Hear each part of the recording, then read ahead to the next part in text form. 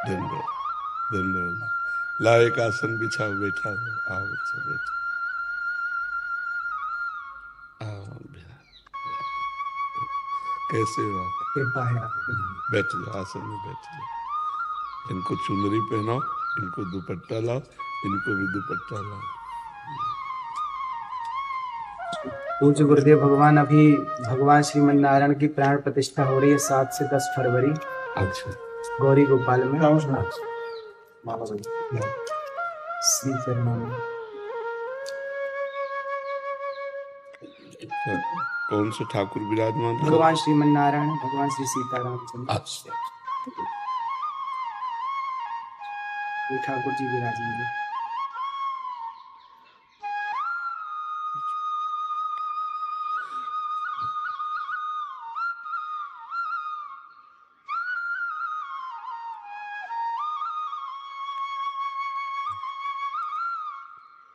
ये हमारे लिए लाए? जी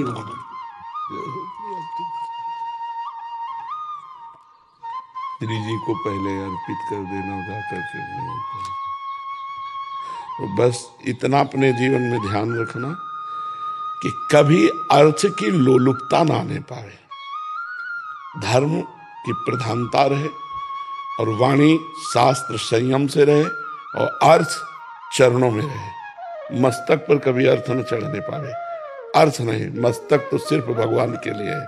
अर्थ चरणों में, मस्तक पर भगवान और वाणी में शास्त्र सम्मानित शब्द, तो सदैव विजयी रहोगे। जहां कहीं हमारे अंदर अर्थ की प्रधानता आ जाएगी, दिमाग अर्थमय हो जाएगा, वहां हम हार जाएंगे। संसार में अर्थ ही सब कुछ नहीं होता, एक प्रतिष्ठा भी होती है। तो आप अपने पीछे भी जैसे आए थे तो आपको यही कहा था कि बहुत सावधान, क्योंकि अगर 100 लोग आपको प्रणाम करने वाले हैं तो 5 आपको गिराने वाले भी हैं।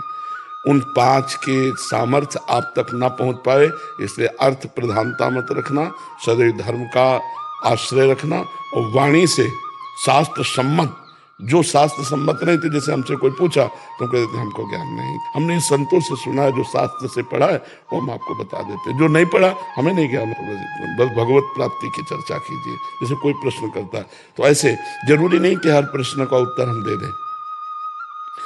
निमि जी महाराज नवयोगीश्वरों से प्रश्न करते हैं कर्म के विषय में और कहते हैं यही प्रश्न हमने सनकादि से किया था, उन्होंने उत्तर क्यों नहीं दिया था?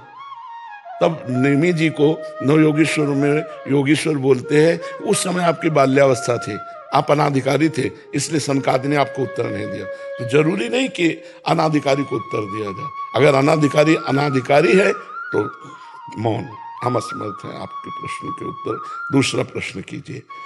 कहीं भी निमंत्रण हो, कहीं भी आपको बुलावा हो, पहले देखो कि मुझे यहाँ जाने से धर्म प्रतिष्ठा इस पे आंच तो नहीं आएगी। अगर आंच आ रही बिल्कुल ना। अगर हमारे धर्म की प्रतिष्ठा हो रही है और हमारे समाज इस बात को प्रशंसा करेगी तो हम जाएंगे, अन्यथा नहीं जाएंगे। ये जीवन में आप कोई सहयोगी नहीं है आपका, भगवान के सिवा कोई सहयोगी नहीं। जिसको तुम सहयोगी मानोगे वही तुम्हारी जड़ काटने की चेष्टा करेगा। तुमको अपने पैरों के बल खड़ा होना है, भगवान के बल से। हमारी बात एक सूत्र समझ लो, प्रश्न का उत्तर वही दो अधिकार के अनुसार, जानकारी के अनुसार। वो अधिकारी होना चाहिए, आपको जानकारी होनी चाहिए।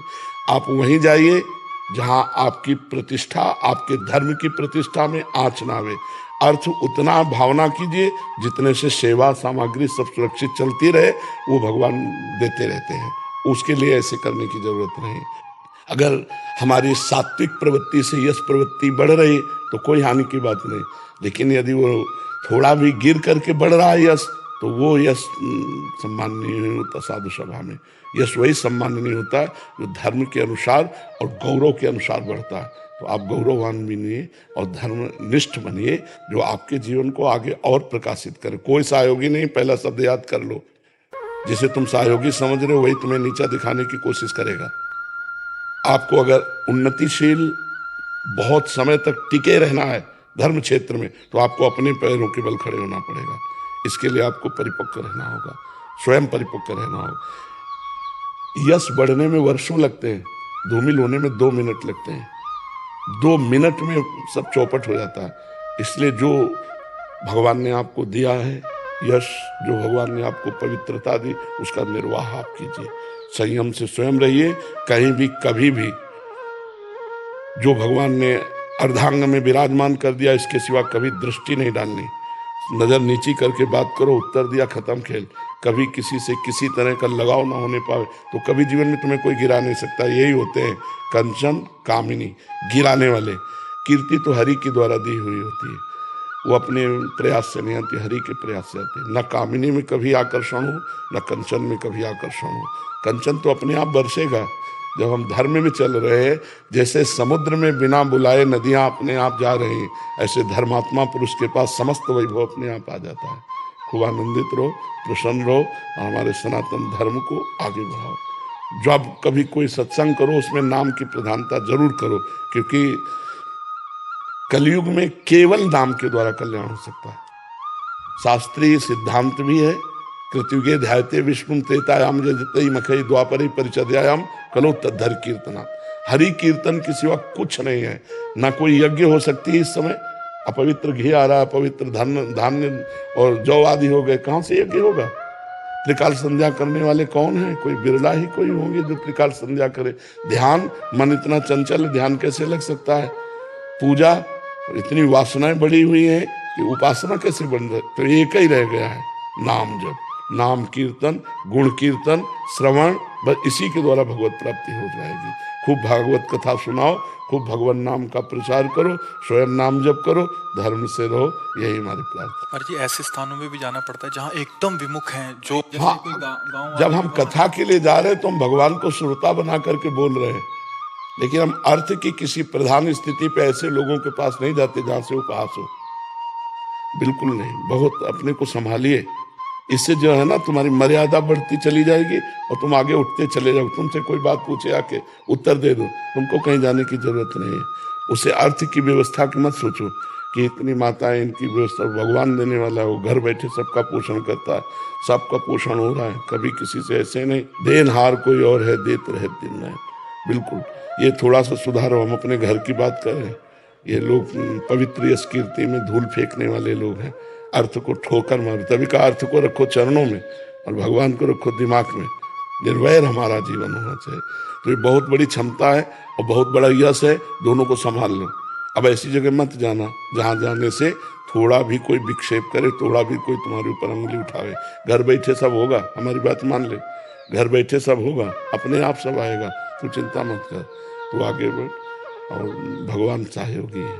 हमें ये बहुत अच्छा लगा कि जैसे सैकड़ों माताएं हैं ना, बहुत उत्तम बात हो। चा बूढ़े बाड़े इनकी कोई सेवा नहीं कर रहा, जैसे सेवा करना बहुत बड़ी बात हो। चा इससे भगवान बहुत जल्दी प्रसन्न होते हैं। एक तो वयोवृद्ध और एक जिनकी कोई सेवा नहीं कर रहा, उनकी सेवा जो करने का तुम्हें सौभाग्य मिला, बहुत बात है। और भगवान ऐसी जगह अर्थ अपने आप भेजते हैं। तुम चिंता मत करना कि सैकड़ों माताएं, इनका भरण पोषण के लिए हम कहीं जान, ज्यादा परेशान मत हो, अपने आप सारी व्यवस्था होती है।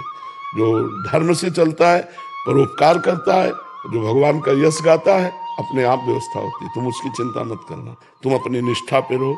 और स्वयं संध्या करते हो, गायत्री जप करते हो? हाँ, स्वयं करना, कम से कम 2 बार की संध्या तो करना ही।